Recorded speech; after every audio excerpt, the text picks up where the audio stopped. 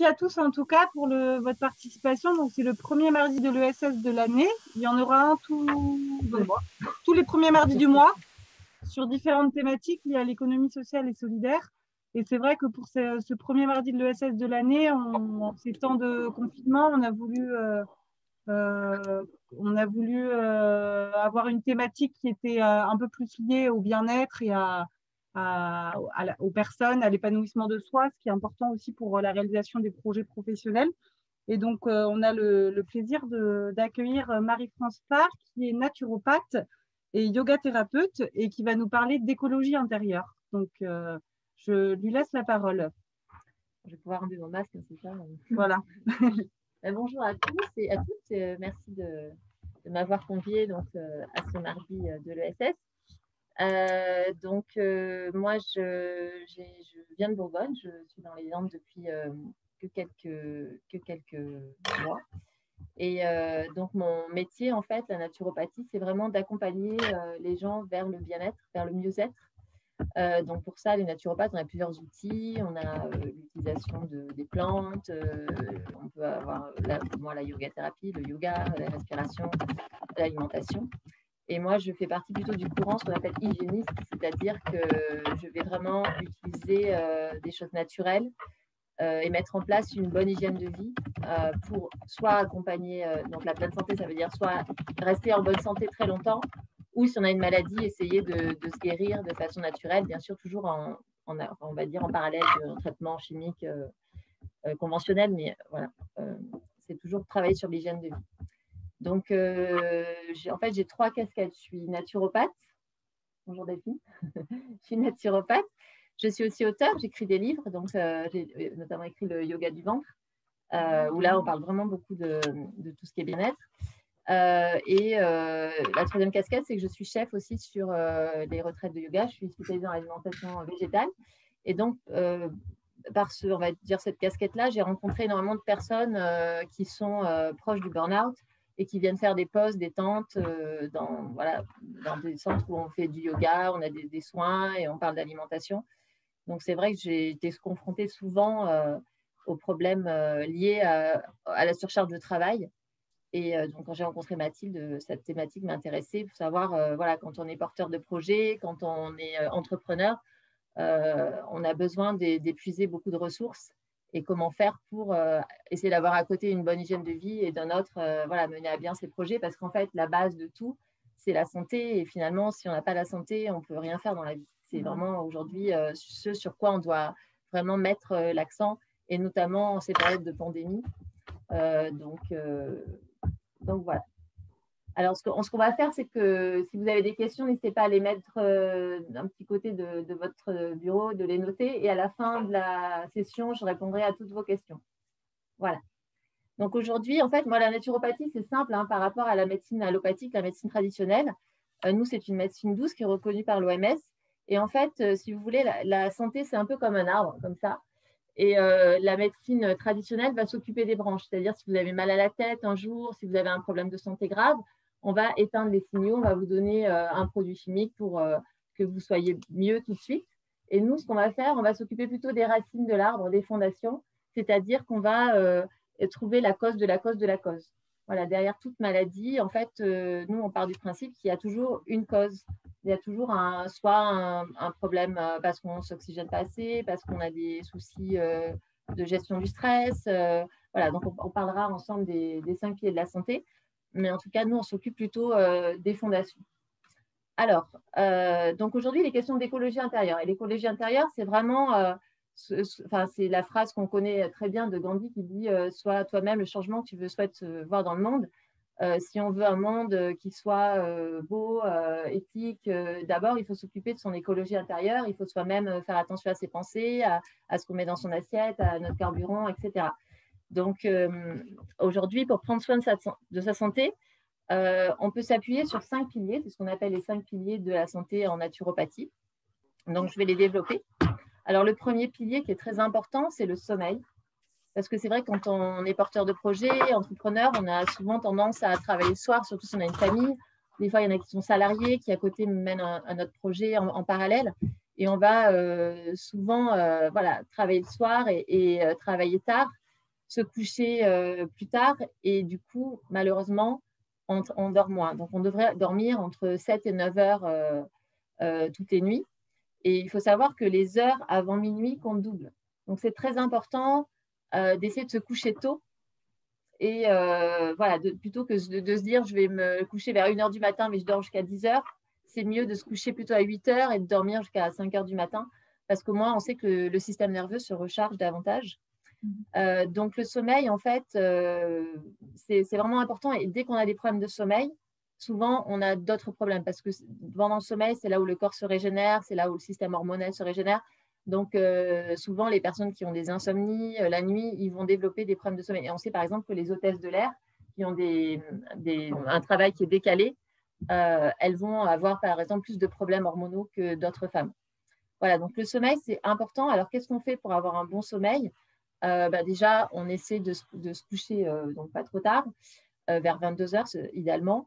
On essaie aussi de s'éloigner des écrans parce que les écrans, ils émettent une lumière bleue et malheureusement, ça empêche la production de mélatonine. Donc, il faudrait éviter d'aller trop tard sur les écrans et plutôt prendre un livre le soir plutôt que de regarder la télé ou son ordinateur ou son portable. Et créer un espèce de petit rituel, un peu comme les enfants, c'est-à-dire, voilà, le soir, je me décharge un peu, je prends une douche, je mange, après je me repose, je prends un bon livre, après je me couche. Le corps, il aime bien, en fait, d'avoir des rituels, d'avoir des habitudes. Donc, c'est bien, voilà, si jamais on a des problèmes d'insomnie, tout ça, d'essayer de créer des petits rituels le soir pour un peu annoncer au corps et aussi éteindre un peu les lumières chez soi, mettre des lumières plus douces pour dire au corps, ça y est, on se prépare à aller dormir. Et puis après, on a aussi certains végétaux qui peuvent aider à la production de tryptophane, qui est un précurseur de la mélatonine et de la sérotonine. Et ce sont les hormones du sommeil. Donc, on a tout ce qui est légumineuses, les végétaux. Donc, il vaut mieux en fait manger végétarien le soir pour avoir un meilleur sommeil. Et après, on a aussi tout ce qui est, on peut utiliser certaines huiles essentielles si vraiment on est très stressé. Comme l'huile essentielle de lavande. Ce sont des plantes qui ont des racines qui vont nous ancrer un petit peu, non pas toujours être dans la tête, mais plus dans le corps. Et puis après, on a aussi toutes les agrumes, l'huile essentielle de mandarine, par exemple. On peut mettre juste en olfaction, on peut en mettre une goutte sur les poignets, comme ça, sentir ses poignets, ou alors sur le plexus solaire. Et puis, si vraiment on n'arrive pas à trouver le sommeil, il ne faut pas que ce soit ça tous les soirs. C'est juste une petite aide, une petite béquille de temps en temps. Donc, voilà pour le sommeil. Et il y a aussi quelque chose qui est important, c'est que souvent, les personnes qui ont du mal à dormir, c'est qu'elles ont le petit vélo dans la tête. Elles vont elles vont dire, tiens, il faut que je fasse ça demain, il faut que je fasse ci. Et donc, elles n'arrêtent pas de penser tout le temps. Ça peut être le cas aussi de ce qu'on appelle la charge mentale pour les mères de famille ou des fois les papas. Donc, c'est bien, avant de se coucher, de mettre tout par écrit. Comme ça, en fait, on libère son esprit. Donc, on peut se faire une petite liste. Tiens, demain, il faut que j'appelle telle personne, que je fasse ci, que je fasse ça. Et aussi, si vraiment on trouve la période un peu anxiogène, parce que voilà, il y a des gens qui vivent un peu mal ce confinement et des fois la solitude, etc. Ce qu'on peut faire, en plus, c'est avoir la petite liste. Donc ça, c'est vraiment de la psychologie positive. C'est essayer de marquer tout ce qui est positif dans sa journée, tout ce pourquoi on éprouve de la gratitude. Donc, des fois, on a un peu du mal au départ, mais ça peut être vraiment des petites choses. Ça va être, tiens, aujourd'hui, j'ai vu un oiseau se poser sur ma fenêtre, j'ai trouvé une place de parking facilement pour aller chercher du pain. Voilà, ça peut être des petites choses et petit à petit, on voit que cette liste, elle peut s'agrandir. Mais le fait de dormir comme ça avec une intention positive fait qu'on va déjà, de s'endormir avec une intention positive, on va mieux dormir la nuit. Et on dit aussi qu'il faut, en médecine, notamment ayurvédique, la médecine même chinoise, il faut essayer de suivre le rythme des saisons. Donc là, on est encore dans l'hiver, c'est un temps où on a plus d'introspection, la lumière du jour, elle est moins longue, donc on va plus être dans l'inaction, dans le repli sur soi, être à la maison, et plus on va aller vers l'été, plus on pourra un peu, on va dire, se lever un peu plus tôt, idéalement avec le rythme du soleil. Mais voilà, il faut écouter quand même et vivre au rythme des saisons. Donc là, ce n'est pas trop le moment d'aller faire un footing à 22 heures, parce qu'on n'a pas le droit, mais d'être trop actif comme ça dès le matin, dès 5 heures du matin. Il vaut mieux essayer de garder un petit peu des moments calmes. Là, on commence le printemps en médecine chinoise, c'est le 4 février. On peut regarder les bourgeons commencent à sortir un petit peu, les plantes aussi du sol. Donc, c'est le moment voilà, où on va retrouver un peu d'énergie petit à petit.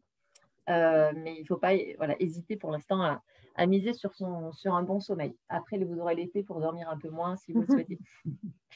Donc ça, c'était le premier pilier de la santé, le sommeil. Le deuxième, c'est la pratique d'une activité physique et la respiration. Alors, c'est lié parce que quand on fait un sport, on respire, mais on peut aussi faire une activité physique qui est douce, comme le yoga, comme même la sophrologie, qui vont nous aider à juste respirer, parce qu'on n'utilise que 10 à 15%, je crois, de sa capacité respiratoire, ce qui est peu. Donc, on sait que déjà, une activité physique, c'est très bon pour le cerveau. Ça, j'y reviendrai à la fin de mon intervention. On va parler un petit peu de neuroplasticité. Mais en tout cas, voilà, l'activité physique, elle va nous oxygéner. Elle va nous permettre aussi de libérer certaines hormones du bonheur, du bien-être. Donc, on va se sentir mieux. On va faire en sorte que l'oxygène, donc, elle circule dans notre corps, qu'on ait aussi plus de pensées positives. On sait que ça aide beaucoup pour le moral. Donc, ça peut être de la marche, 10 000 pas normalement par jour, on fait à peu près 1 heure de marche. Et ça doit être vraiment inscrit dans notre agenda. Et il vaut mieux faire 3 fois une demi-heure dans la semaine plutôt qu'1 heure et demie le samedi. C'est mieux de faire des petites sorties, mais des activités physiques, mais courtes, une demi-heure tous les jours, plutôt que juste 1 heure le week-end. On se dit c'est bon, j'ai fait mon sport, voilà. Et donc ça doit être inscrit dans votre agenda, surtout si vous travaillez beaucoup et à l'intérieur, si vous faites beaucoup de télétravail, essayez de vous aérer entre midi et 1 heure, de partir marcher, de manger dehors, même s'il pleut. En Suède, il y a une citation qui dit il n'y a pas de mauvais temps, il n'y a que des mauvais vêtements. Donc voilà, l'idée c'est de vous couvrir et d'essayer d'avoir aussi la lumière, parce que la vitamine D, c'est très important. Pour le moral, pour aussi tout ce qui est fixation du calcium. Et donc, on devrait tous les jours se mettre à la lumière. Donc, quand je dis activité physique, c'est bien de faire une activité à l'extérieur. Si jamais vous faites, par exemple, que des sports en salle ou de la gym chez vous, essayez à côté de faire justement de la marche et de vous découvrir un peu les avant-bras s'il ne fait pas trop froid et le visage pour prendre un peu de vitamine D et aussi vous oxygéner. Voilà, donc il y a des choses que vous pouvez mettre en place chez vous. Donc, il y a tout ce qui est les exercices de respiration, le pranayama, par exemple. Donc, c'est tous les exercices du yoga pour bien respirer. On peut faire des respirations sur 5 temps. C'est juste facile. On ferme les yeux, on inspire, on expire. Il y a ce qu'on appelle la cohérence cardiaque. Donc, c'est le même principe. Ce qui est intéressant avec la cohérence cardiaque, c'est c'est prouvé scientifiquement des effets positifs. Et c'est juste aussi une respiration sur 5 temps et inspiration sur 5 temps, expiration sur 5 temps.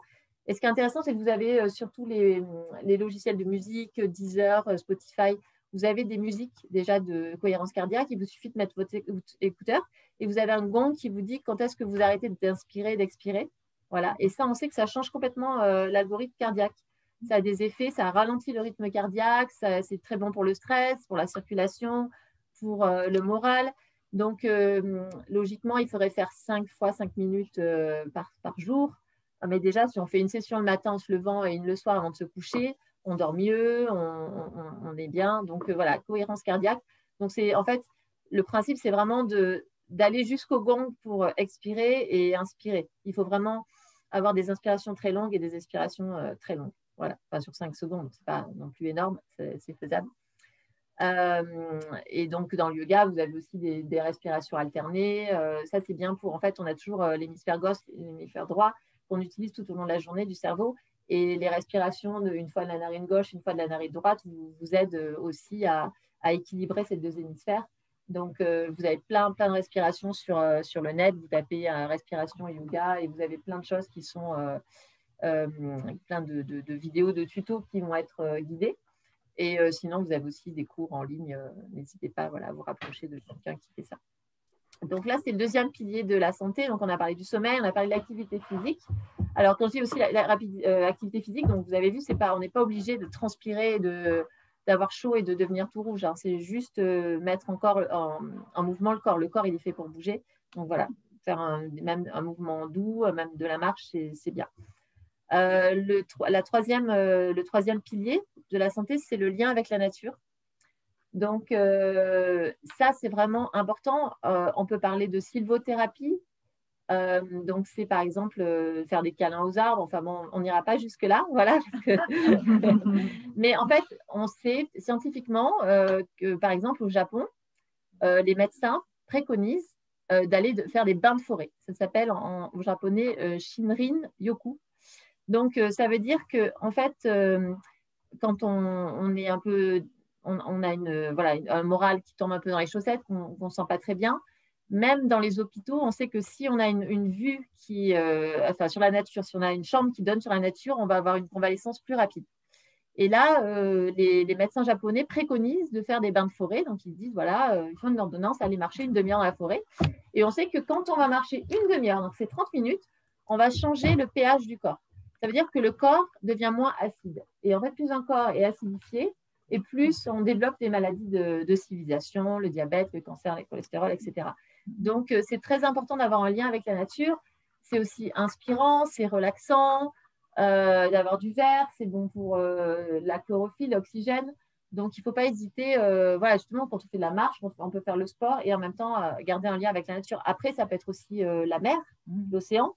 Nous, on a la chance ici de vivre à côté de l'océan.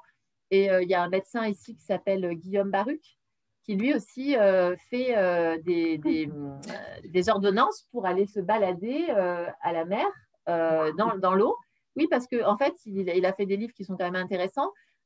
Qui s'appelle et qui prouve, en fait, il montre toutes les études qui ont été menées qui parlent des bienfaits en fait de l'océan, parce qu'on sait que notre corps est composé à 70% d'eau, tout comme la planète est composée à 70% d'eau, et que notre plasma sanguin est très proche du plasma marin. Donc, le fait d'aller respirer les embruns, le fait de boire de l'eau de mer, des fois, on sait que les surfeurs, ils ont une très bonne immunité parce qu'ils boivent de l'eau de mer comme ça en faisant leur surf. C'est très, très bon pour la santé. Ça apporte beaucoup de minéraux. Donc, n'hésitez pas à aller au bord de la plage, marcher ou dans une forêt ou dans un parc. On a de quoi faire. Voilà. Donc, ça, c'était le troisième pilier. Quatrième pilier, c'est la gestion du stress. Donc, le stress, ce n'est pas forcément mauvais. En fait, on a plusieurs sortes de stress. Des fois, on a un stress qui nous motive. Quand, par exemple, je suis venue ici, j'étais un peu stressée, mais j'étais contente. Ce n'est pas un stress qui est chronique.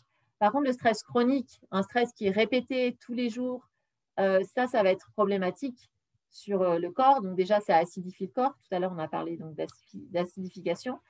On va être toujours, en fait, sur le système nerveux sympathique.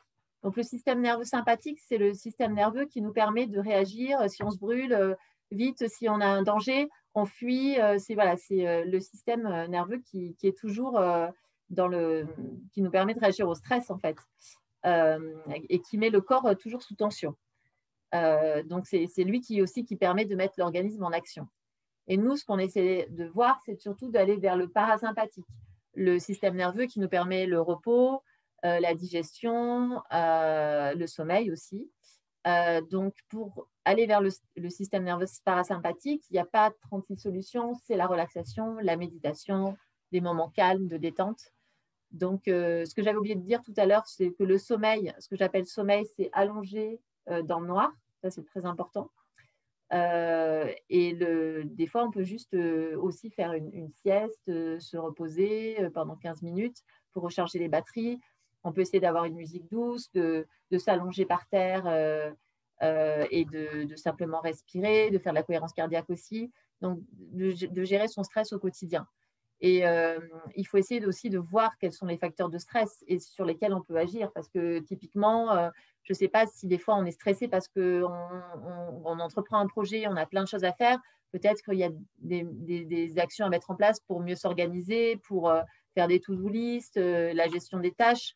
Donc ça demande de se poser un moment et de se dire aujourd'hui, qu'est-ce qui me stresse? Est-ce que c'est le manque de temps? Est-ce que j'ai trop de travail? Est-ce que j'ai l'impression de ne pas y arriver? Donc ça, c'est le syndrome de l'imposteur. Toujours, on se met des béquilles. Donc travailler sur le mental, travailler sur ce qu'on peut essayer de changer, se faire accompagner si besoin par un coach ou des amis ou des structures pour essayer de gérer ce stress. On a aussi les huiles essentielles de lavande et de mandarine, ça peut aussi aider. Mais voilà, essayer d'aller vers la relaxation, la méditation. La méditation, c'est très facile à mettre en place, hein. C'est juste, on ferme les yeux, on s'assoit. Et en fait, c'est pas qu'on pense à rien parce qu'on pense toujours à quelque chose, mais c'est juste accueillir, sans juger, essayer de toujours revenir à sa respiration. Et ça met vraiment le cerveau en arrêt quelques minutes, de se dire on est dans l'instant présent. Parce qu'en fait, ce qui nous stresse souvent, c'est soit on pense au futur, soit on pense au passé. Voilà. Et donc, c'est revenir au présent. Et ça, après, dans la journée, quand on fait des temps de méditation, qu'on commence par exemple sa journée par 5 minutes de méditation, déjà, on n'a pas la même façon d'aborder sa journée après. Donc pour ça, voilà, il y a plein de tutos aussi sur Internet. Je crois qu'il y a bientôt Christophe André, psychologue de l'hôpital Sainte-Anne, qui va faire une masterclass, mais qui a aussi plein de vidéos sur le net, plein de livres. Donc n'hésitez pas à regarder ça et à essayer d'avoir des temps de relaxation et de méditation. Alors après, on va aborder le cinquième pilier de la santé. Et pour moi, c'est un des plus importants parce qu'on peut agir dessus facilement et tous les jours, c'est l'alimentation, bien sûr. Donc, notre corps, c'est comme une voiture pour qu'il puisse circuler, rouler.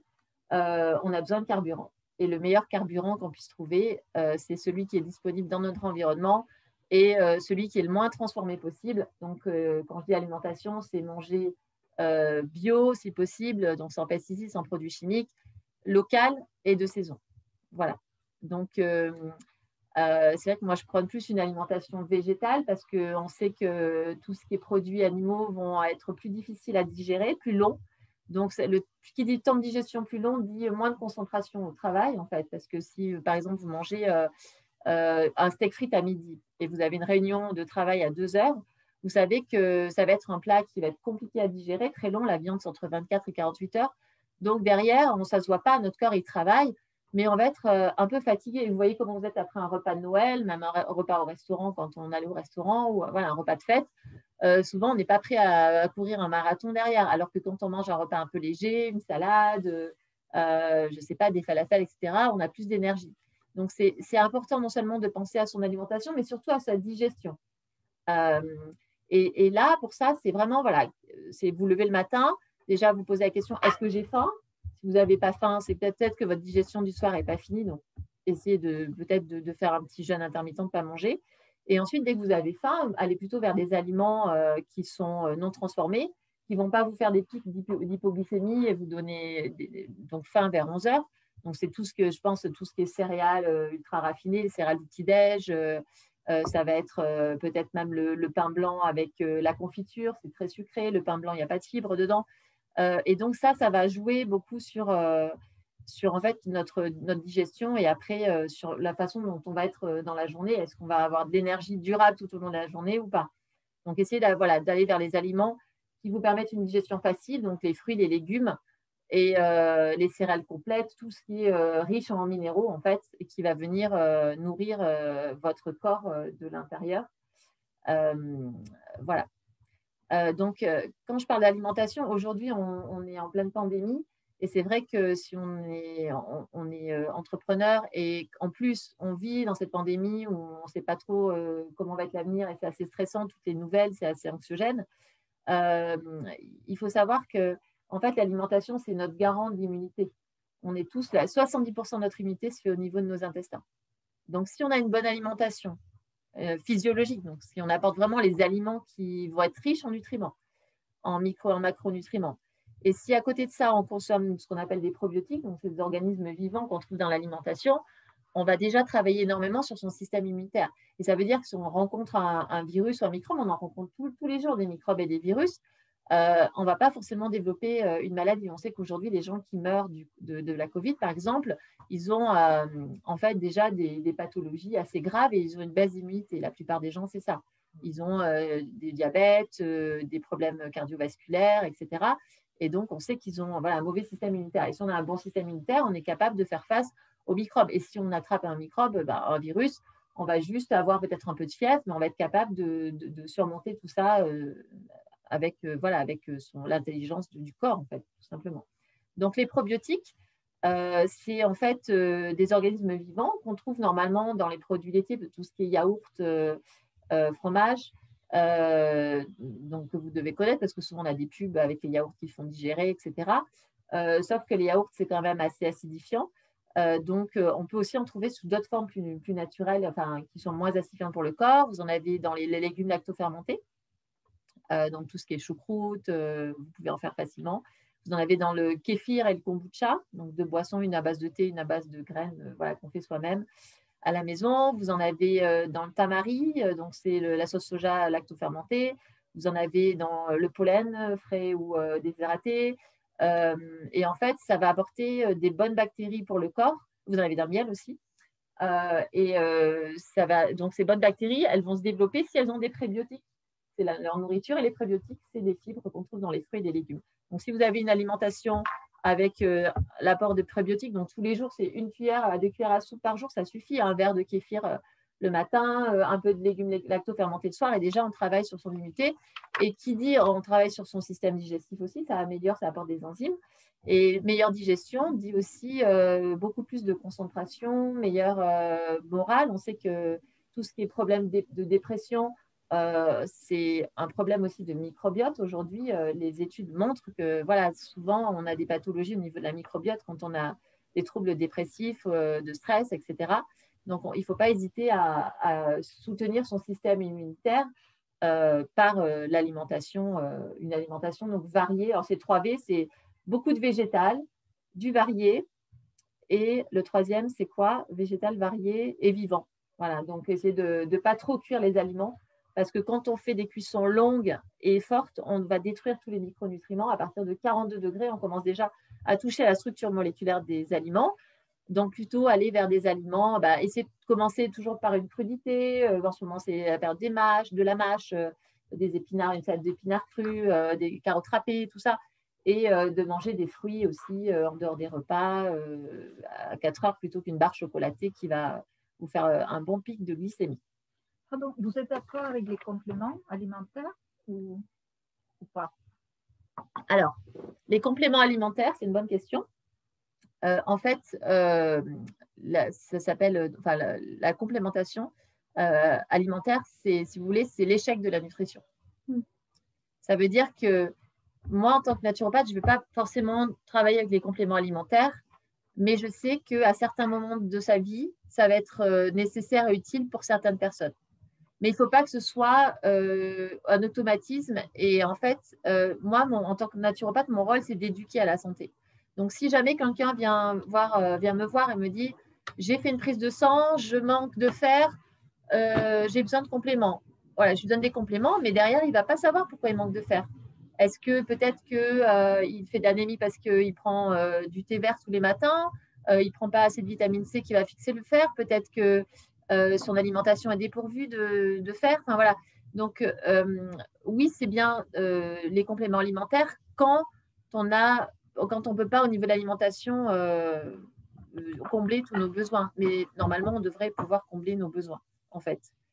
Donc, ça peut être servir de béquille quand voilà, quelqu'un peut-être commence une chimiothérapie, est vraiment au bout du rouleau, a une charge, je ne sais pas, il lance son entreprise, il est en plein divorce. Voilà, là, OK, ça va l'aider et ce sera bien.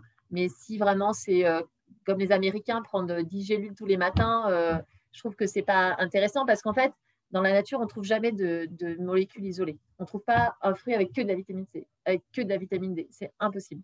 En fait, toutes les vitamines, les fibres travaillent en synergie et c'est ça qui fait que c'est beaucoup plus fort. Et on a fait des études, on a montré que prendre juste un petit bout de pomme, il était beaucoup plus absorbé au niveau des vitamines que de prendre juste les vitamines qui étaient comprises dans la pomme. Par exemple, la vitamine C, donc elle était beaucoup moins bien absorbée parce que voilà, plein de choses marchaient en synergie pour que vous ayez une meilleure absorption au niveau du corps.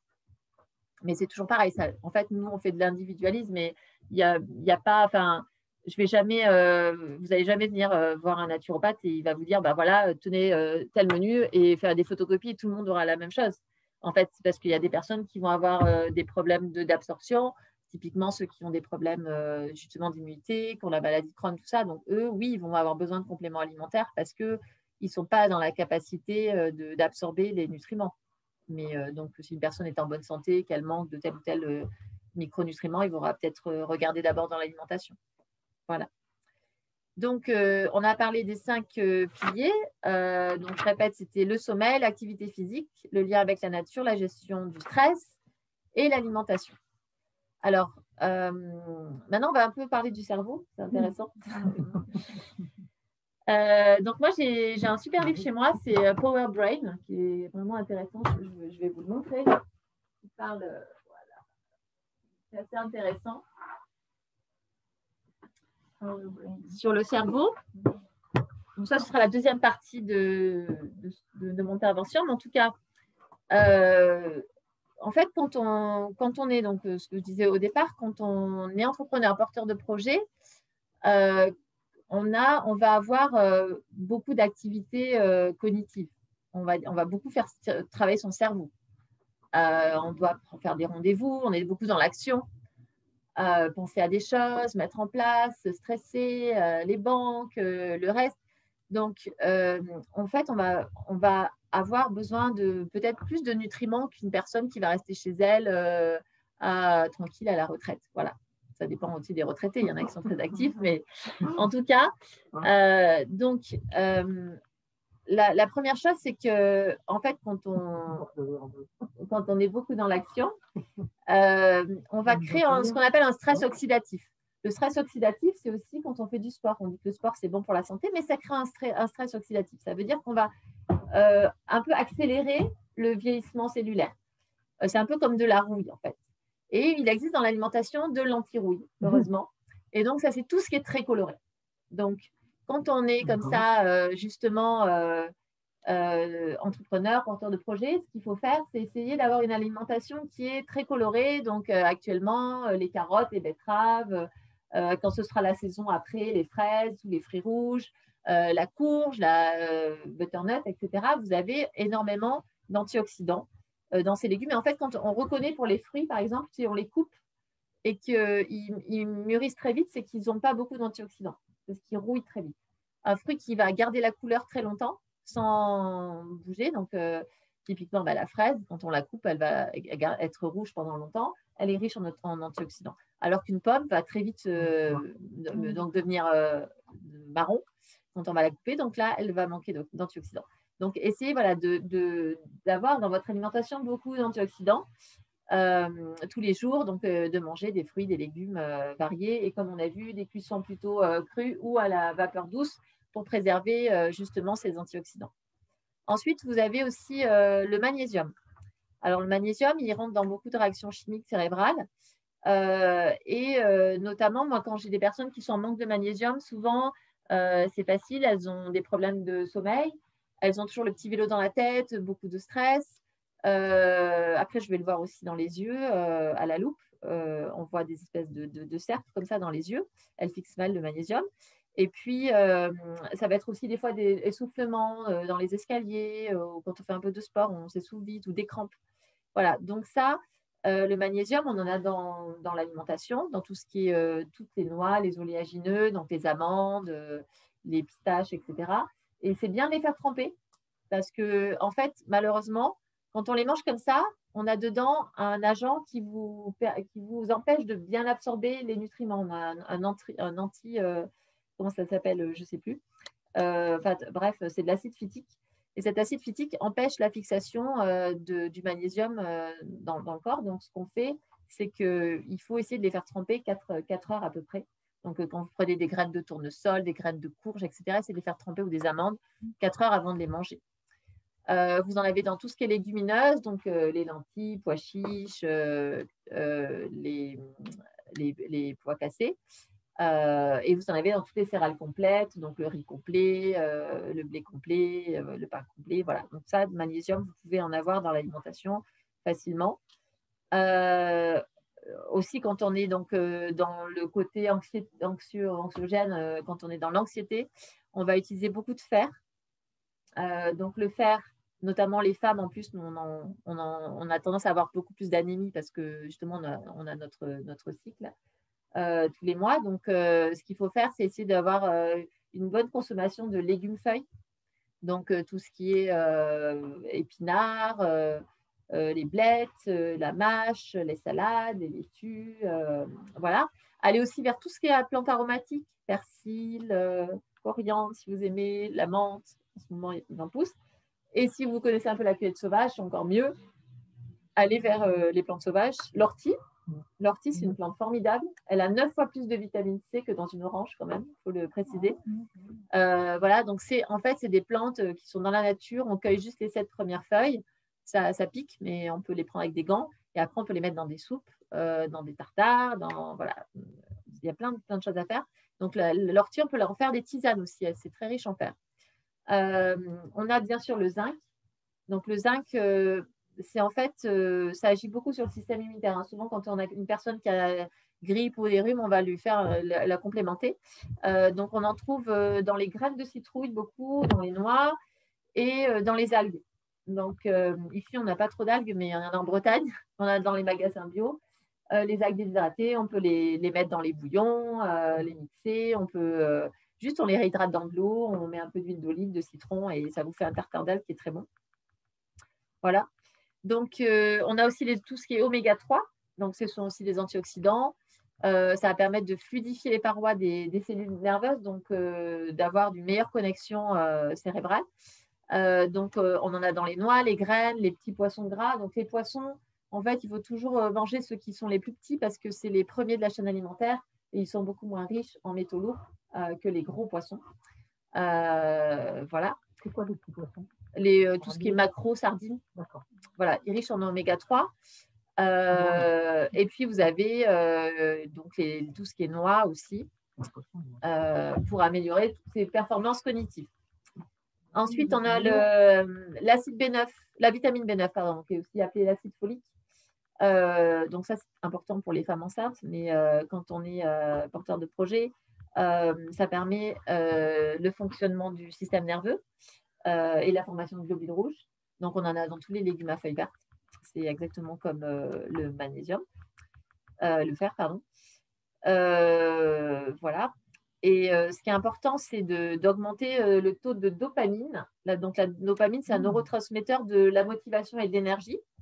Et donc, ça, on va chercher des aliments qui sont riches en tifosine. Donc, c'est tout ce qui est banane, avocat, betterave, chou, thé vert, origan, sésame, curcuma. Donc, voilà, pour augmenter son taux de dopamine. Alors, ce n'est pas la peine de se prendre la tête en se disant il faut absolument que je mange tel aliment. Je pense que si vous mangez bio et varié et local, de toute façon, là, vous aurez la saison, je ne sais pas, du cresson, de la mâche, et dans un mois, vous aurez un autre légume qui va pousser et vous allez pouvoir avoir une alimentation très variée. En fait, ce qu'il faut faire, c'est essayer de ne pas toujours manger la même chose, d'essayer de manger plein de légumes différents, d'aller vers plein de couleurs et d'essayer de découvrir aussi tous les légumes anciens. Voilà. Alors, je voulais juste préciser par rapport à la santé du cerveau. Donc, dans le livre Power Brain que je vous ai indiqué, elle parle de 5-6 choses à mettre en place pour la bonne santé du cerveau. Donc, la première, c'est faire des petites siestes. Elle dit que ça stimule la mémoire et ça favorise nos capacités cognitives. Donc, 15 minutes quand vous avez l'occasion juste de fermer les yeux, dormir. On peut aussi se faire une méditation. Il y a aussi alors, il y a un yoga qui est le yoga nidra, qui est vraiment, c'est le yoga du sommeil, entre guillemets. Mais très sincèrement, moi, j'en ai fait pendant les stages où je travaillais de 8h à 23h non-stop. Et des fois, il y avait un cours comme ça. Je faisais 10 minutes de yoga nidra. Donc, c'était en fait, c'est une méditation guidée. On vous dit fermez les yeux, imaginez une lumière bleue qui circule. Et ça, en fait, vous passez directement dans le système parasympathique. Et d'en faire 5-10 minutes, c'est comme si vous aviez fait une nuit de 8 heures. Moi, je vous assure, c'est incroyable. Et vous avez plein de vidéos, de tutos de yoga nidra sur Internet. Et ça se fait allongé, assis. Donc, c'est accessible à tout le monde. Alors, aussi, le cerveau, il aime faire une seule chose à la fois. Et ça, c'est compliqué il paraît que les femmes sont beaucoup plus multitâches que les hommes. Mais voilà, il faut essayer de faire une seule chose à la fois. Le cerveau, il n'aime pas faire plein de choses à la fois. Il aime une seule chose à la fois. C'est pour ça aussi qu'on dit que maintenant, les ados, ils manquent de concentration parce que souvent, ils ont les écrans, ils regardent la télé en même temps, ils répondent à WhatsApp à leurs copains, etc. Et c'est compliqué pour eux de suivre un cours après. Donc, essayez d'avoir une tâche à la fois. Et c'est aussi très bien pour la gestion des tâches, pour gérer son quotidien quand on a plein de choses à faire, d'avoir, voilà, se dire, tiens, je me mets 2 heures là-dessus, je fais que ça. Aujourd'hui, tiens, c'est lundi matin, je fais de l'administratif de 10 heures à midi, je fais mes factures, j'appelle la banque, je fais ci, je fais ça.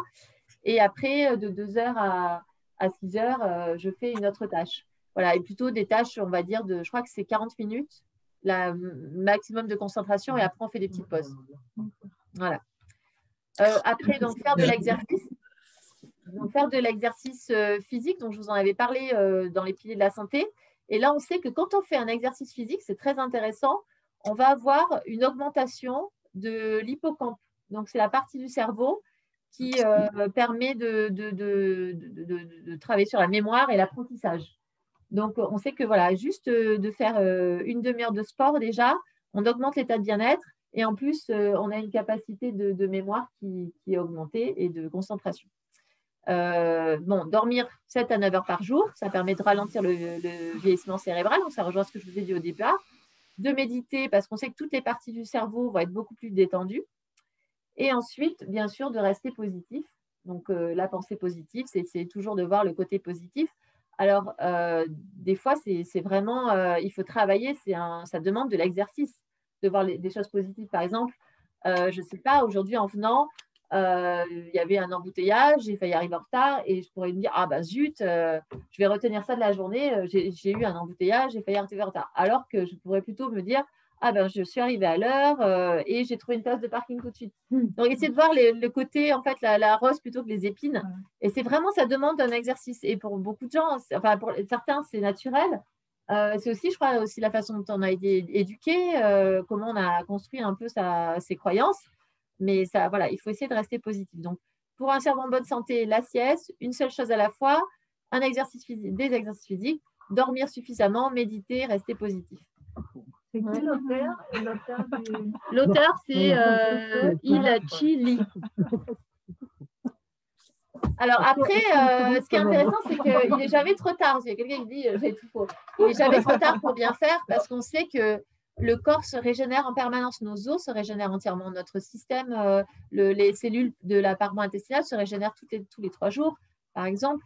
Donc, on sait qu'à n'importe quel moment de sa vie, si on met des choses en place, on va avoir des effets. C'est ça qui est intéressant sur la naturopathie, sur l'hygiène de vie, c'est qu'un petit changement, des fois, d'hygiène de vie, et quand je vous dis petit changement, des fois, c'est juste des patients, je leur dis, vous mangez les fruits, pas à la fin des repas, vous les mangez ailleurs, tout seul.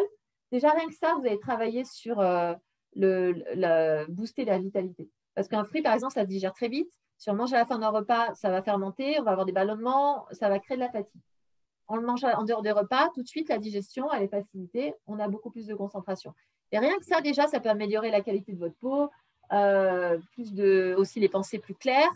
Donc, ce n'est pas des choses très compliquées, en fait. C'est une chose à la fois. Et surtout, essayer d'être conscient de ce que ça apporte à l'organisme. Parce que souvent, en fait, on est beaucoup trop dans l'esprit, dans nos sociétés, et on sépare l'esprit du corps.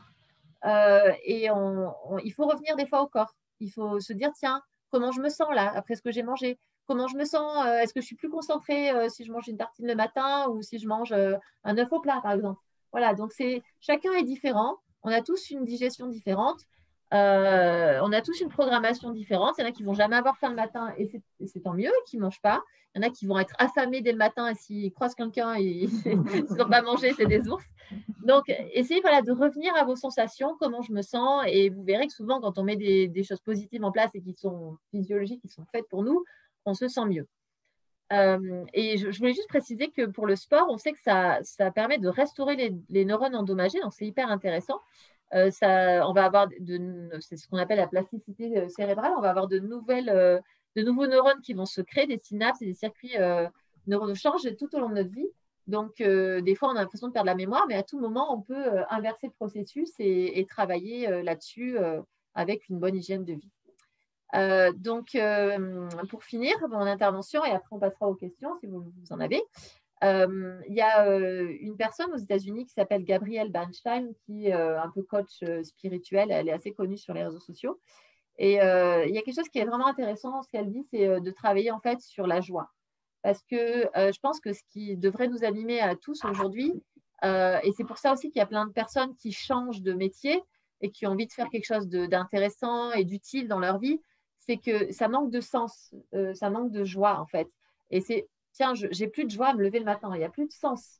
Donc, c'est vraiment trouver ce qui nous met en joie. Et ça, il faut mettre l'accent là-dessus tous les jours et se dire à la fin de la journée, qu'est-ce qui m'a mis en joie? Et surtout, même commencer sa journée en se disant, qu'est-ce qui pourrait me mettre en joie aujourd'hui? Parce que quand on est sur cette vibration-là, sur la joie, on va attirer d'autres choses à nous, on va voir la vie de façon plus positive, on va avoir plus d'énergie, plus de vitalité, parce que la vitalité, c'est aussi voilà, l'énergie qu'on porte, qu'on dégage. Donc, essayez de faire des choses qui vous mettent en joie. Et si pour vous, le matin, je ne sais pas, de vous mettre en joie, c'est faire 15 minutes dehors et de voir le coucher de soleil, levez-vous plutôt, allez voir le coucher de soleil. Si c'est, non, mais je veux dire, c'est simplement de rajouter ça dans votre journée. On peut essayer de trouver la joie dans les choses. Peut-être que voilà, d'aller voir son banquier, ce n'est pas très joyeux, mais de se dire que de lui sourire, de lui faire un compliment, ça peut peut-être égayer sa journée. Tiens, vous avez une belle chemise aujourd'hui. J'étais contente de vous voir, merci. Et ben, rien que d'envoyer un compliment à quelqu'un, ça peut vous mettre en joie, lui aussi. Et déjà, ça va changer l'intonation de votre journée. Donc, essayez de toujours vous dire, quand vous commencez votre journée, qu'est-ce qui peut me mettre en joie aujourd'hui? Et même si c'est 5 minutes, ça peut changer votre quotidien, en fait. Voilà, ça fait rire certaines personnes. Bravo. C'est la joie. Oui. Donc, en effet, c'est très, très joyeux. Et peut-être, du coup, si pour faire le lien avec l'ESS, Marie-France, vous me compléterez, mais du coup, l'ESS, souvent, c'est des projets collectifs qu'on porte, mais le fait d'avoir un bien-être individuel va aussi peut-être entraîner un bien-être collectif. Une maman, elle est bien, les enfants, ils vont être moins énervés, ça va mieux se passer les relations, la santé, etc. Donc, c'est pareil quand on est dans un milieu collectif, qu'on travaille avec du monde, de faire des changements déjà sur soi, on va être différent, on va se sentir mieux, plus heureux. Et en fait, le bonheur, ça se transmet quand même. Enfin, je veux dire, et après, voilà, c'est aussi intéressant cette vitalité, elle peut gagner d'autres personnes. Et ce qui est bien, c'est quand on travaille en collectif, on n'a pas tous le même degré de vitalité au même moment. Moi, je ne suis pas au top tout le temps, et justement, d'être porté par les autres, ça peut aussi être intéressant. Donc, on n'est pas toujours parfait. Il ne faut pas, je dirais, tout de suite se culpabiliser parce qu'on ne met pas les piliers en place, parce qu'on se rend compte qu'on est loin de tout ça. Mais se dire déjà, je peux mettre des petites choses en place. Et puis, si chacun fait sa part, hein, c'est toujours l'histoire du colibri, déjà, dans un projet collectif, ça peut faire une grande différence. Tout à fait.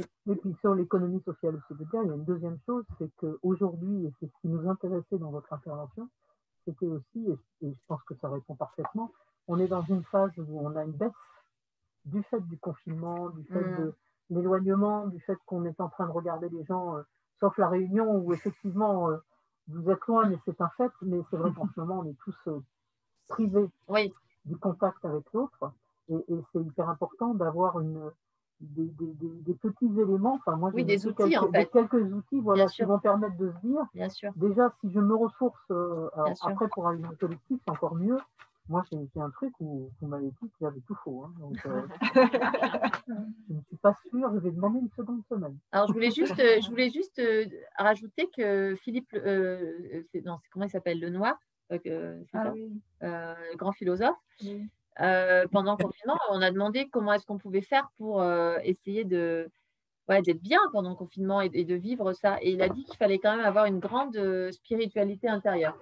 Et en fait, la spiritualité intérieure, c'est aussi ça, c'est savoir être heureux avec soi-même. Et d'abord, dans l'individualité, on ne peut pas être, je pense, heureux dans la collectivité si dans l'individualité, on n'est pas bien avec soi-même.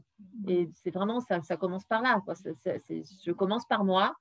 Et des fois même, je me mets en retrait par rapport au collectif pour m'occuper de moi, pour après avoir plus d'énergie et de vitalité au service du collectif. Parce que aussi, le collectif, des fois, c'est des vampires d'énergie, comme en Turquie. Moi, j'ai vécu en Turquie, on disait les énergies vampires ici, les vampires d'énergie. C'est-à-dire que des fois, on va beaucoup donner aux autres et on oublie de se ressourcer. Donc là, c'est ça, en fait, l'idée, c'est se ressourcer et de trouver et la nourriture physiologique, les bons aliments, mais aussi la nourriture spirituelle et Et enfin, quand je dis spirituel, je ne parle pas de Dieu, tout ça, mais c'est de quoi je me nourris. Est-ce que je me nourris de lectures intéressantes? Est-ce que je me nourris de la beauté de la nature ou quoi? Ou est-ce que je me nourris que de réseaux sociaux, à toujours me comparer aux autres, etc., ou des choses négatives ou des informations anxiogènes. Donc, si moi, déjà, je suis bien, dans le collectif, je serai bien et le collectif va s'en ressentir. Il y a une question. Oui, moi, j'ai une question. Alors, d'abord, merci. Premier point. Deuxième point, moi, je suis heureuse d'être là. Et ce matin, je me suis levée en me disant, il y a un atelier sur le bien-être cet après-midi. J'ai plein de choses à faire, mais c'est pas grave, je vais y aller. Donc, voilà. C'était mon... Donc là, c'est qu'est-ce qui va mettre en joie aujourd'hui? C'est d'aller à cet atelier. Voilà. Et je vais juste rebondir parce que là, moi, je suis à la tête de 12 salariés et je viens de finir les évaluations annuelles. Et c'est la première fois dans toute ma carrière où je ressens une telle lassitude. Les salariés sont las, moroses. C'est compliqué de motiver les gens aujourd'hui. Et il y a un des constats que je fais, c'est qu'on mange tous plus gras, plus sucré. Alors là, on vient de passer le mois de la galette. Je pense que voilà, enfin, pas vous, mais moi, j'ai mangé beaucoup de galettes. Et surtout, je trouve que les gens boivent plus, moi y compris. Il y a un penchant vers l'alcool et je le vois au boulot. Nous, on n'a jamais fait autant d'apéros à 5 heures. Et c'est compliqué en tant que de meneur de dire « Ah ben non, on ne peut quand même pas ouvrir une bouteille de 5 heures. » Parce que je sens qu'en termes de convivialité, l'alcool ressoude. Comble un manque. Alors, en fait, c'est un peu le problème de toutes les addictions dont on n'a pas parlé aujourd'hui. Mais c'est là où je voulais en venir. Alors déjà, il y a un philosophe qui vient de sortir un livre qui s'appelle La Rencontre et qui dit que finalement, ce qui est très important, c'est la rencontre avec l'autre. On peut être un moine bouddhiste, méditer toute la vie dans une grotte, mais ok, on va grandir, mais après, on ne va rien apprendre. C'est demain, on sort dans la rue, quelqu'un emboutit notre voiture, c'est là que se joue notre vraie spiritualité, parce qu'on va se dire, est-ce que je m'énerve, comment je le prends, etc. Donc, on a besoin du lien et c'est très important. Et moi, c'est pour ça que j'étais hyper heureuse de venir à cette table ronde plutôt que de le faire derrière mon écran une énième fois. Mais en tout cas, malheureusement, le cerveau, il aime ces états de bien-être, ce qu'on a parlé, voilà, de bien-être, la dopamine. Et quand on est vers des choses qui sont addictives, on va sécréter cette hormone, l'hormone du bien-être. Donc, on va aller vers ce qui nous fait du bien aussi. Et ça va être aussi ce qui nous donne de l'énergie. Donc, le chocolat, le sucre, tout ce qui est sucre raffiné. On sait que c'est encore plus, addictif que la cocaïne. Vous avez aussi, oui, il y a comment dire, sur des souris, en fait. Ils ont fait, mais en fait, ce qui est terrible, c'est qu'ils n'ont même pas fait une étude pour voir si c'est addictif. Ils ont fait une étude pour voir la réaction par rapport à la cocaïne, je crois. Puis après, ils ont mis plein d'autres aliments pour voir un peu et ils se sont aperçus qu'en fait, les souris allaient naturellement vers le sucre plutôt que la cocaïne. Ils sont 18. Voilà. Et donc, on a des addictions vers tout ce qui va nous stimuler, en fait, et surtout, c'est des stimulants comme le café. Le café, c'est très acidifiant et le problème, c'est que toujours, on en prend, ça nous donne de la vitalité s'arrête, on a besoin d'en reprendre un et on ne va pas la rechercher ailleurs. Moi, je ne bois jamais de café et je peux vous dire, j'ai de la vitalité, je la prends parce que je mange des fruits, des légumes et j'ai plein de micronutriments dans mon alimentation. Mais et après, voilà, la convivialité, peut-être qu'on peut la transformer différemment. Typiquement, vous dites l'apéro, est-ce qu'on ne peut pas faire un apéro, R-A-W, donc dire, on achète plein de crudités, des bâtonnets de crudités, des petits dips, et puis on sort du kombucha et des boissons qui sont pétillantes plutôt que de l'alcool. Alors, c'est sûr qu'il y en a qui vont venir de loin, mais montrer qu'on peut aussi faire du bien. Et je crois que si vraiment il y a des changements, les changements, c'est toujours par la compréhension et l'éducation. C'est-à-dire que moi, j'interviens comme ça dans les entreprises. Si j'explique aux gens comment ça se passe au niveau de la digestion, pourquoi le sucre blanc c'est mauvais, les effets sur le corps, si je leur explique pas, les gens ils feront jamais le lien. On va leur dire c'est pas bon, ok. Puis après, mais si à un moment on les éduque, comme moi j'ai été éduquée, comme voilà, on va changer nos comportements. C'est juste qu'on a, en fait, souvent, on n'a pas l'information, on a trop d'informations, surtout en nutrition, on a tout et le contraire. Je veux dire, moi, un jour, j'apprends que ça c'est bon, le lendemain que c'est pas bon. Enfin, c'est difficile. Et je pense qu'on n'est jamais dans le tort quand on va vers le moins transformé possible et ce qui est dans la nature. On regarde dans la nature, tous les animaux, ils se nourrissent des plantes et des fleurs et tout ce qu'il y a autour d'eux est cru et vivant. Et nous, en fait, pourquoi est-ce qu'on mange? C'est pour rester vivant. Et aujourd'hui on mange pour rester vivant? On mange que des aliments morts. L'alcool, c'est quelque chose qui est mort. Le café, c'est mort. Les barres chocolatées, le Nutella, c'est mort. Alors que si vous cueillez un légume dans le jardin, c'est vivant. Donc, ça va vous apporter de la vitalité. C'est aussi logique que ça. Donc, je pense que la motivation, c'est vous avez peut-être beaucoup de responsabilités malheureusement à porter sur vos épaules pour essayer d'avoir de l'énergie pour eux et de leur montrer que voilà, que c'est chouette. Les moments de convivialité, c'est important, mais est-ce que vous ne pourriez pas transformer ça en essayant de rapporter des jus de fruits peut-être? Déjà, c'est moins pire. Enfin, c'est toujours pareil, il n'y a pas quelque chose de mauvais ou de très mauvais. Nous, il y a un de mes formateurs qui disait il vaut mieux une raclette entre copains plutôt qu'un plat de tofu tout seul dans son coin. Voilà, c'est bien de manger bio et vivant et tout, mais si vous êtes tout seul et que vous ne partagez pas ces moments, je veux dire, voilà, il y a un moment, si c'est de temps en temps prendre un apéro, moi, je vais jamais dire, par exemple, en consultation, tu ne manges plus cet aliment, tu ne fais plus ça. Ça, c'est interdit, quoi. Non, parce que des fois, ça coupe des liens de convivialité, tout simplement. Et on est un animal qui est naturellement convivial et on a besoin de ce lien. Donc, il faut peut-être essayer des fois de changer ses habitudes et se dire, on va essayer peut-être d'amener des panières de fruits au travail, de donner des jus de fruits qui sont bons, faire des smoothies. Enfin, des fois, c'est des choses qui sont assez faciles et que les gens trouvent ça assez bon.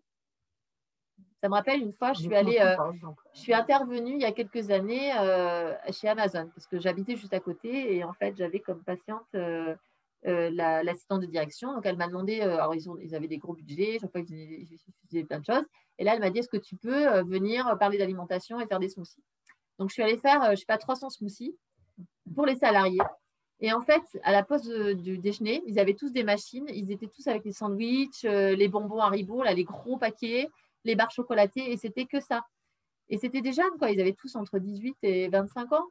Et donc, on a fait des smoothies, puis on a donné des noms un peu rigolos, quoi. Smoothie Batman, ça vous donne de la force, des couleurs, machin. Et au départ, ils rigolaient, ouais, qu'est-ce que c'est que ce truc, machin. Puis ils ont goûté, ils ont trouvé ça bon. Et puis finalement, c'est sympa. Et pourquoi? Et on leur a expliqué, voilà, vous savez, c'est mieux qu'une barre chocolatée parce que là, tu as des nutriments, ça te donner de l'énergie, tu vois, c'est bon pour ton corps. Et en fait, le lendemain, ils sont revenus. Et puis voilà, c'est semer des graines en fait dans les consciences. Et je pense que des fois, il faut aussi oser et faire goûter. Et la gourmandise, c'est hyper important. Donc, comment est-ce qu'on fait aussi pour changer ses habitudes? C'est d'aller vers la gourmandise. Si je vous dis manger que des carottes râpées tous les jours, ça ne va pas être très fun. Si par contre, je vous fais une belle assiette avec des fleurs, ça va vous donner envie. Donc, je pense que c'est ça aussi la convivialité. Des fois, on peut peut-être essayer de dire à tout le monde tiens, on essaie de faire un repas, je ne sais pas, sans viande, typiquement. On se fait tous un apéro, vous apportez que des fruits, ou on apporte des fruits exotiques, comme ça, vous découvrez d'autres choses, même si ça vient un peu de loin. Mais on peut essayer de créer, en fait, c'est toujours comment est-ce qu'on va transformer. Je pense que c'est le grand défi de la Covid, c'est tous les métiers aujourd'hui, on a besoin de se réinventer. Et c'est ça aussi, comment est-ce qu'on se réinvente dans notre quotidien et dans l'alimentation et les moments de convivialité. Et voilà. Donc après, je pense que ça se travaille. Et puis le moral, on sait que ça se travaille au niveau du microbiote. Donc malheureusement, le premier confinement, on a tous trop mangé, mal mangé, le stress, on sait que bien sûr, on a consommé de l'alcool et tout ça. Et après, derrière, il y a notre immunité qui chute, il y a notre morale qui chute. Et puis en fait, on est dans un cercle vicieux et on ne sort pas de ce cercle. Donc à un moment, il faut essayer d'émerger et d'aller vers le cercle vertueux. C'est ça. Des questions? Non, je n'ai pas de questions.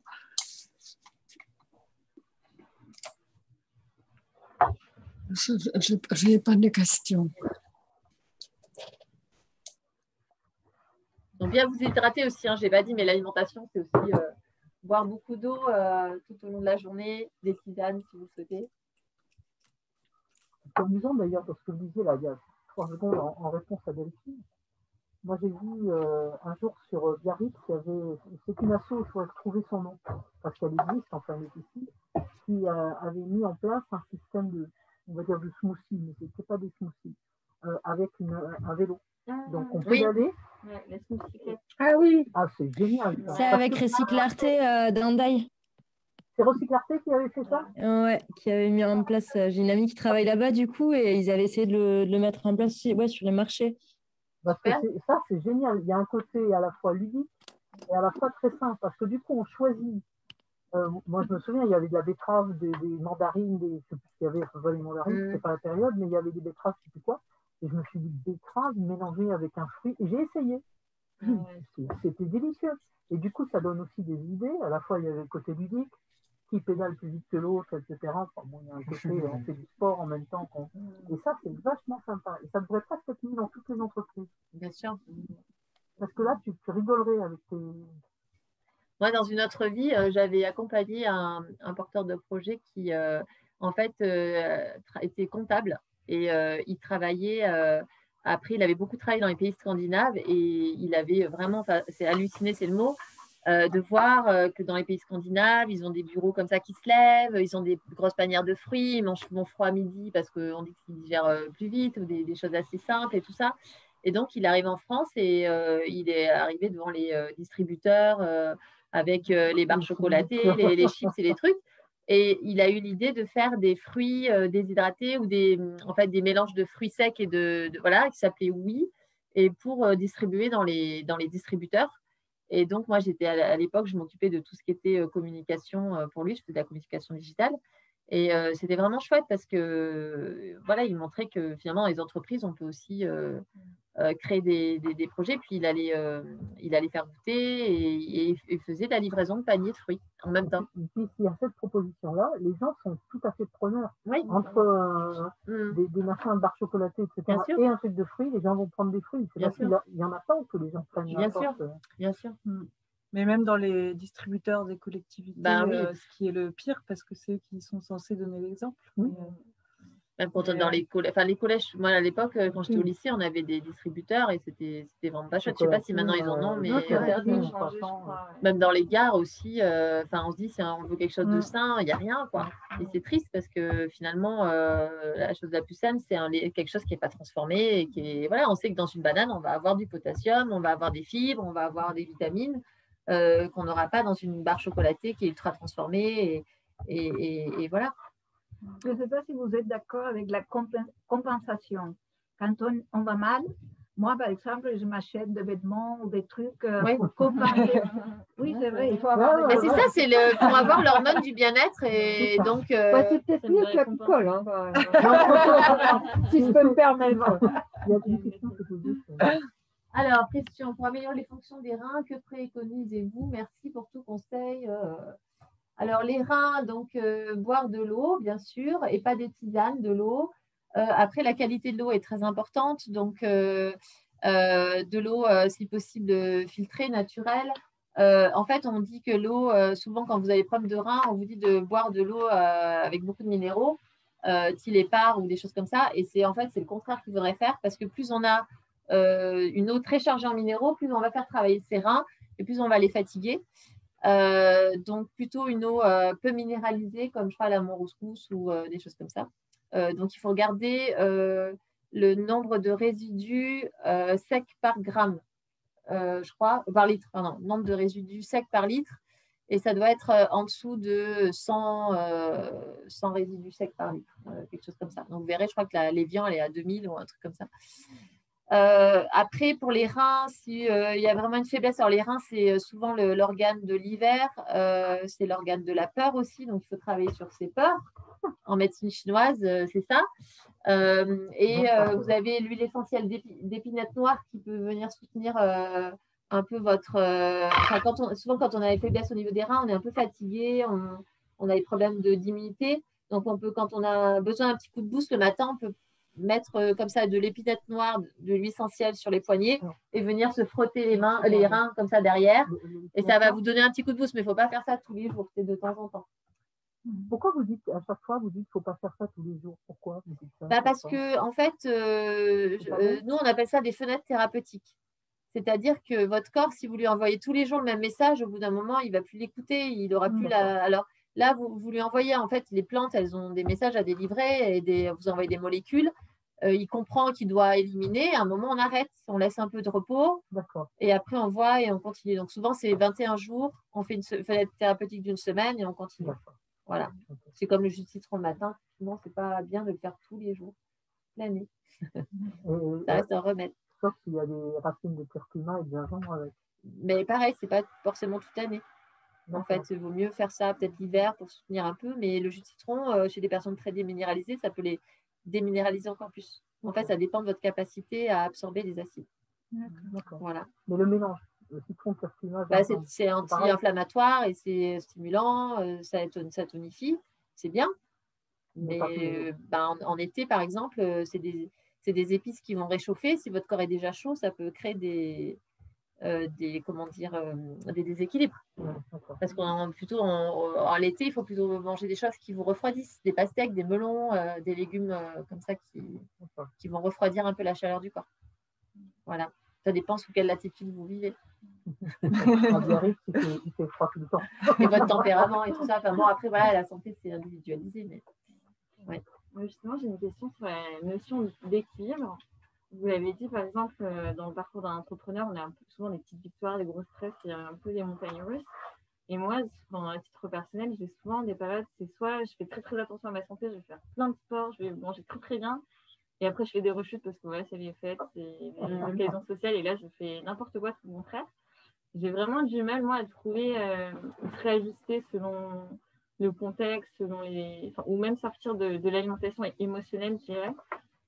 Est-ce que vous avez plus de conseils Alors déjà, on ne vit pas dans un monde parfait et justement, on a des invitations et même moi, souvent quand j'arrive dans les séjours de yoga, tout le monde me voit un peu comme la gourou de healthy food, machin, et je leur dis non, je mange des fois des chips, je bois des bières, donc moi, ça met tout le monde au même niveau.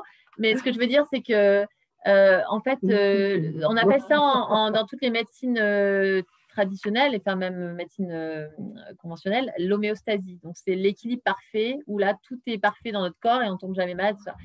On n'est jamais dans l'homéostasie. Je veux dire, même si vous mangez bien, vous sortez, il arrive un accident de voiture, votre maman est à l'hôpital, tout ça, ça va vous mettre dans un état de stress. Donc, ce qu'il faut essayer de faire, c'est simplement d'être déjà doux avec soi-même parce que si jamais il y a des moments de craquage, c'est pas grave. C'est pas grave. L'important, c'est, je pense que l'équilibre déjà alimentaire se fait sur la semaine. Donc, si à un moment, il y a un craquage, un truc, c'est pas grave. L'important, c'est vraiment de garder le cap, en fait, d'être comme un matelot, on garde le cap. Et puis, s'il y a des moments comme ça, après, il faut aussi beaucoup s'auto-observer. Et on sait qu'après, on développe des automatismes. Moi, typiquement, je sais aussi, on est beaucoup de femmes là aujourd'hui. Il y a quelque chose dont on ne parle jamais à l'école et maintenant, on commence à en parler, mais c'est nos cycles. Et nous, pendant nos cycles, on est différents d'une semaine à l'autre. Une semaine avant notre cycle, on va peut-être gonfler, on va avoir envie beaucoup de sucré. Et ça, c'est juste, ça s'explique au niveau des hormones et tout. Donc, il faut s'observer, se dire, tiens, à ce moment-là, je sais que je vais avoir envie de sucre. Plutôt que d'avoir des barres chocolatées à la maison, je vais peut-être manger des dattes, quelque chose de très sucré, de plus sain. Donc, c'est un peu anticipé aussi. Après, voilà, toujours les moments où on se dit, moi, typiquement, je sais que les moments où je vais beaucoup travailler, je vais être stressée, je vais faire quand même attention à mieux m'alimenter. C'est-à-dire que par exemple, j'ai une grosse journée de travail, je vais en entreprise où je fais, je sais pas, 7-8 heures de conférence. À midi, je vais manger que des fruits. Je sais que ça va être une digestion très facile et je vais plutôt que d'aller manger une pizza au restaurant du coin ou de me faire livrer un truc qui va en plus me fatiguer déjà après mon stress et ma journée de travail. Donc, je pense qu'il faut essayer des fois d'anticiper un petit peu, d'essayer aussi, anticiper, ça veut dire aussi avoir des choses saines autour de soi parce que ça passe aussi par là. Je veux dire, on a tous des craquages, mais si on a justement des fruits, une pomme, c'est plus facile de se faire cuire une pomme avec un peu de, je sais pas, d'huile de coco et de cannelle, ça va nous apporter un réconfort, c'est sucré, c'est voilà, plutôt que de se jeter sur un paquet de gâteaux. Donc, il faut essayer d'anticiper au maximum ça. Et après, de se dire, c'est pas grave. Moi, je dis souvent, heureusement qu'il y a des gens comme vous, parce que sinon, j'aurais personne en cure de détox. Il toujours avant la détox, il y a l'intox. Mais en plus, il y a quelque chose qui est très important. Et ça, je veux dire, tous les gens que je côtoie et qui changent un peu d'hygiène de vie vous le diront, c'est que plus vous avez une hygiène de vie pas parfaite, mais bien physiologique qui se rapproche de vos besoins, le moindre écart vous sera fatal, entre guillemets. Ça veut dire que moi, non mais je veux dire, ça veut dire que moi, demain, si typiquement je vais prendre un verre de vin, je vais tout de suite avoir la tête qui tourne, je vais pas être bien le lendemain matin, alors qu'avant, ça ne me faisait jamais ça. Donc en fait, le corps, il a cette capacité, ce qu'on appelle d'auto-guérison, c'est-à-dire que vous faites une petite cicatrice, vous coupez un petit peu la main, tout ça, le corps, il est capable de cicatriser tout ça, vous n'avez pas besoin d'intervenir. Et bien pour les petits bobos, généralement, enfin, du corps, c'est toujours pareil. On a des fois une petite migraine, un peu mal, tout ça. Si on lui laisse cet espace, il a la capacité de le faire. Et donc, plus ça va aller, plus les forces, enfin les crises qu'on appelle curatives vont être très importantes. Donc, typiquement, un enfant, souvent, qui a une très bonne immunité, c'est lui qui va faire 2 jours de fièvre à 42 degrés. Et on va tout de suite s'inquiéter, alors que non, c'est en fait son corps, il a une super vitalité, parce que la fièvre, c'est fait pour enlever les bactéries, on fait monter la température du corps, on tue les microbes. Donc, ça a une fonction. Et donc, c'est ça, en fait, plus vous allez souvent, moi, je sais pas, par exemple, je passe une semaine chez ma maman, et elle mange vraiment, elle fait cuire les légumes 3 jours avant, donc elle perd tous les nutriments, tout ça. Au bout de 2 jours, je suis vraiment fatiguée, je le sens tout de suite, alors qu'avant, je ne faisais même pas attention. Donc, en fait, et tout de suite, je vais rentrer chez moi, je vais avoir envie de salade verte et de fruits et de me reminéraliser. Donc, je pense que plus on est dans le vrai, et moins on va avoir des écarts parce qu'on va se rendre compte que ça ne nous fait pas du bien tout de suite. Après, le stress, simplement essayer de vraiment vous écouter, avoir des moments de relaxation et peut-être inscrire dans votre agenda, tiens, aujourd'hui une journée de folie là. Ce soir, je me prends 5 minutes plutôt que de regarder mon téléphone ou d'être sur je sais pas, Netflix ou quoi. Je me prends 5 minutes, je me fais 10 minutes de yin yoga ou un cours en ligne et je me détends et je sais que ça va me faire du bien, ou un bain chaud, ou il y a plein d'autres choses à faire. Hein.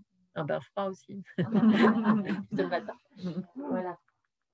Alors, quel conseil pour favoriser la créativité, la marche à pied, il paraît que ça aide.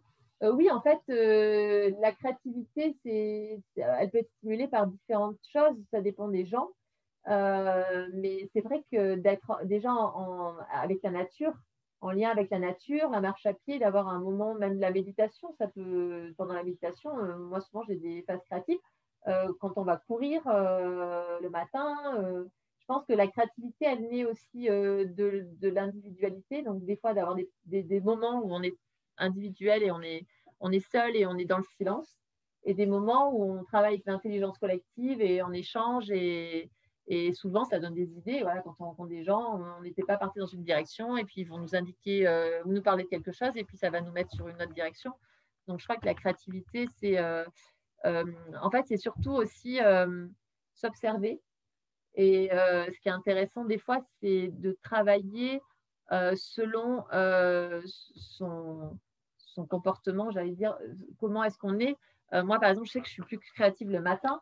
Donc, le matin, je vais réserver mes créneaux dans mon agenda à la créativité.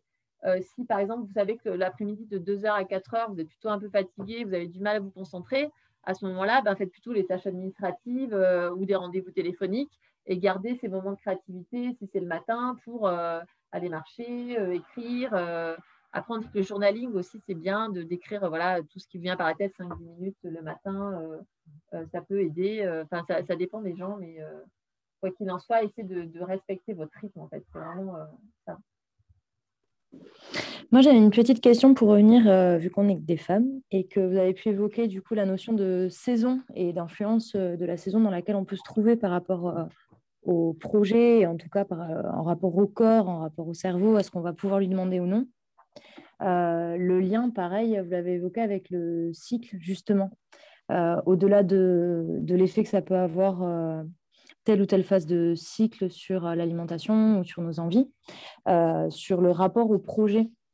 Parce qu'évidemment, selon la phase à laquelle on se trouve, on va avoir une estime différente de nous-mêmes, on va avoir un coup une puissance de dragon, on va pouvoir manger le monde, et le stade d'après, on va être une petite grenouille au fond d'un étang. Donc, c'est un peu voir comment accompagner au mieux et respecter au mieux un petit peu les différentes phases de ce cycle, de ces saisons, en rapport avec le projet qu'on peut porter.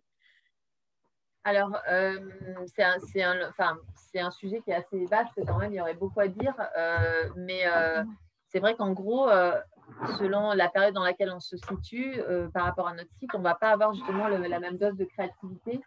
Et on sait qu'à la fin de notre cycle, souvent, c'est là où, juste après nos règles, on va être mieux dans sa créativité plutôt que la semaine avant ou pendant, même si ces règles. Donc, c'est intéressant. Vous avez un super site. Alors, il y a un programme payant dedans, mais il y a vraiment beaucoup, beaucoup d'explications qui sont gratuites. Ça s'appelle « Je kiffe mon cycle ». C'est une Rénoise qui a fait ça. Et en fait, justement, elle aide les femmes à être en accord avec son cycle. Après, vous avez plein de livres sur la puissance au féminin, de Camille Fez notamment. Et voilà. Donc, je pense que vous aurez quoi trouver sur le net. Mais c'est vrai que c'est hyper important de se respecter. Et surtout, si on a un cycle régulier, normalement, vous devriez avoir, si vous êtes en bonne santé, un cycle régulier qui est plus ou moins calé sur la pleine lune ou la lune, comment on appelle ça bref, une des deux lunes. La nouvelle lune. La nouvelle lune, voilà. J'ai cherché la lune vide, la pleine lune ou la nouvelle lune. Et après, vous savez à peu près comment vous êtes, comment vous vous sentez émotionnellement. Alors, c'est vrai qu'il y a des femmes qui sont plus ou moins connectées, mais vraiment, quand on se rend compte et qu'on note un peu comment on est, on voit très bien qu'on a des cycles et justement qu'il y a des périodes où on est plus créative, où on est plus fatigué, il faut essayer d'écouter aussi son rythme personnel. Et voilà, la semaine, typiquement, les 2-3 premiers jours de son cycle, il faut éviter de courir partout et de s'agiter. Ce serait plutôt un moment de replier un peu dans sa grotte et d'intérioriser. Et voilà. Donc oui, Je kiffe mon cycle, c'est très bien. C'est de Gaëlle, je ne sais plus comment elle s'appelle. Mais vous pourrez la trouver je pense, sur les réseaux sociaux. Et elle a un site, elle a des vidéos, elle a sûrement fait des TEDx. Donc, vous aurez plein de choses là-dessus. Après, des conseils de livres, de sujets évoqués. Alors, moi, il y a un livre vraiment… Alors, il y a 2 livres qui ont changé ma vie. Enfin, voilà, je kiffe mon cycle. Il y a le rapport Campbell du docteur Colin Campbell. Donc, qui est mené au monde et qui fait le lien entre les maladies de civilisation, cancer, diabète, cholestérol, etc., AVC, et l'alimentation. Donc, moi, ça m'a vraiment énormément apporté. Et vous avez Comment ne pas mourir du docteur Michael Greger. C'est aussi, c'est 2 médecins américains. Moi, j'étais formée avec ces courants-là. J'ai un diplôme en nutrition auprès de l'université Guy Cornell. Donc, c'est 2 médecins Campbell qui a mis au point cette Comment ne pas mourir du docteur. Donc, c'est Greger, G-R-E-G-E-R, Michael Greger. Voilà. Et donc là, il explique exactement, avec toutes les données scientifiques, comment ne pas mourir d'un cancer du sein, comment ne pas mourir d'un AVC, Et à la fin, il vous donne des recommandations. Moi, je veux mourir. Non. Non, mais comment ne pas mourir En fait, le problème, c'est pas de mourir, c'est qu'actuellement, la plupart des gens passent les 20 dernières années de leur vie en mauvaise santé, parce qu'on vit peut-être plus longtemps, mais on vit en plus mauvaise santé. Et donc, c'est triste de mourir en mauvaise santé, dans des souffrances terribles, quoi. Il vaut mieux mourir de mort naturelle dans son lit le matin et puis voilà, de s'en aller de façon naturelle sans souffrir. Donc voilà, ça c'est 2 livres que je vous recommande. Après, vous avez les travaux de Marion Kaplan qui a créé le Vitaliseur, qui fait de la vapeur douce, et elle est naturopathe aussi. Elle fait beaucoup de Marion Kaplan. Je crois que c'est avec un K. Ouais. D'accord. Voilà, donc elle a été élève du docteur Kousmine, donc aussi elle parle beaucoup d'hygiénisme. Alors il y a une vidéo que j'aime beaucoup qui s'appelle d'Irène Grosjean. Donc moi, c'est la naturopathe qui m'a fait découvrir la naturopathie, l'alimentation vivante. Et ça s'appelle La vie en abondance. À ce sujet, du coup, sur YouTube, il y a encore, ils ont passé le congrès de Naturo où justement ces noms-là, il m'a semblé les voir passer. Moi, j'ai pu voir à la conférence d'Irène Grosjean, justement. Mais elles sont disponibles sur YouTube. Alors, je ne sais pas combien de temps, mais pour creuser un peu. La vie en abondance, c'est très bien parce que elle parle simplement de qu'est-ce que le vivant et ça nous interroge. Moi, je sais que c'est la vidéo qui m'a fait la rencontrer et après devenir naturopathe et changer de vie. Voilà. Donc, Ça se comprend. Voilà.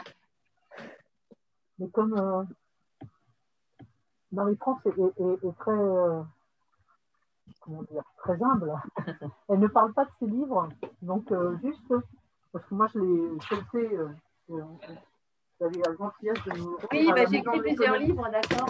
Donc il est visible ici. Labo Zéro Conso. Donc ça, c'est la réédition. En fait, ce livre, il est paru en novembre 2020. Alors, oui.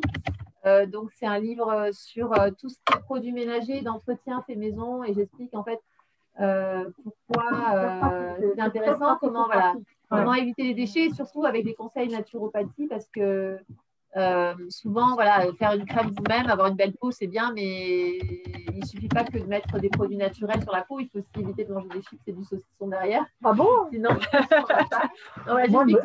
ça compense pas. Alors, le livre, c'est vraiment un de mes livres que j'adore, c'est celui que j'ai écrit, mais je trouve qu'il est vraiment le yoga du vivant. Le yoga vivant. Alors, c'est pas un livre que sur le yoga, mais c'est surtout beaucoup sur l'alimentation. On parle beaucoup du régime acido-basique, de l'alimentation, et après il y a quelques postures pour la relaxation, pour la digestion que tout le monde peut faire, mais on parle beaucoup de l'intestin, de la digestion. Voilà. C'est un petit livre, il vaut 9 € à peine chez Hachette. Non, c'est pas ça, c'est que vous l'avez. Oui, pardon, je t'ai corné.